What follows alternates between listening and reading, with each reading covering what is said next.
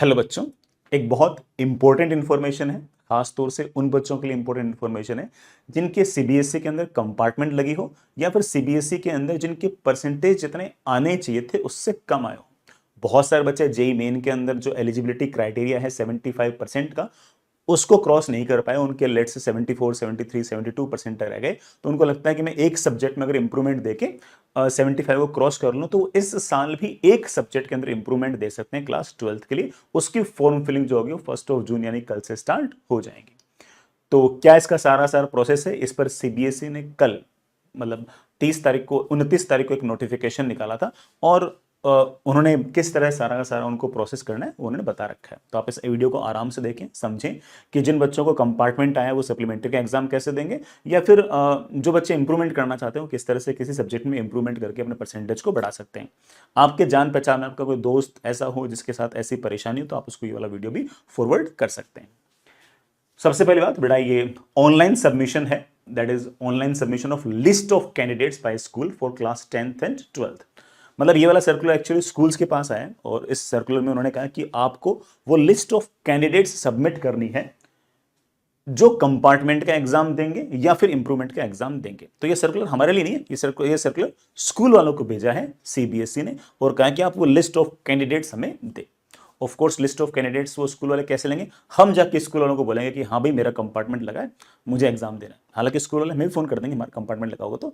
और अगर मान लो कि हमें अगर इंप्रूवमेंट चाहिए, अगर मान लो कि हम पास हो गए, परसेंटेज ठीक ठाक है, लेकिन 75 क्रॉस नहीं हुआ और लगता है कि 75 तो क्रॉस करना पड़ेगा तभी तो मेरे को एनआईटी या आईआईटी मिलेगी, तो आप अगेन स्कूल वालों को कह सकते हो कि मुझे इंप्रूवमेंट देना है।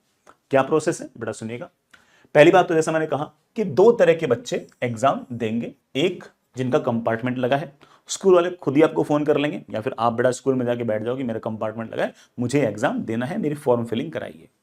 एक बच्चे वो जिनको अपनी परफॉर्मेंस में इंप्रूवमेंट करना है। दोनों बेटा सेम चीजें नहीं है। फॉर्म फिलिंग करते वक्त ध्यान रखना कि कंपार्टमेंट अलग है और इंप्रूवमेंट ऑफ परफॉर्मेंस अलग है।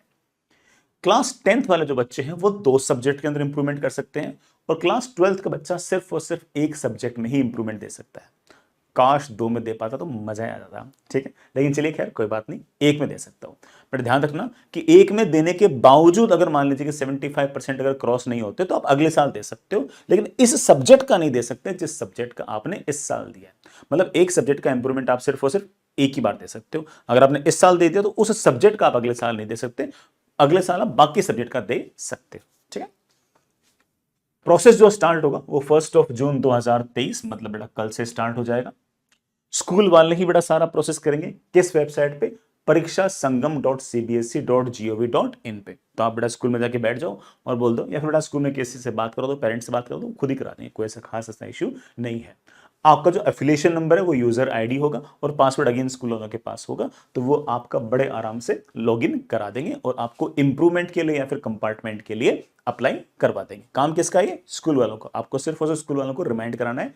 ये प्रोसेस स्टार्ट होगा 1 जून से, ये प्रोसेस चलेगा 15 जून तक। बेटा ध्यान रखना 15 जून जो है वो कंपार्टमेंट के लिए या फिर इंप्रूवमेंट के लिए अप्लाई करने के लिए, इस साल की जो इंप्रूवमेंट है उसके लिए अप्लाई करने की लास्ट डेट है, ठीक है। हालांकि आप लेट फीस जमा कराते हो तो 2 दिन एक्सटेंड भी जाएगा, लेकिन क्यों लेट फीस जमा करानी है?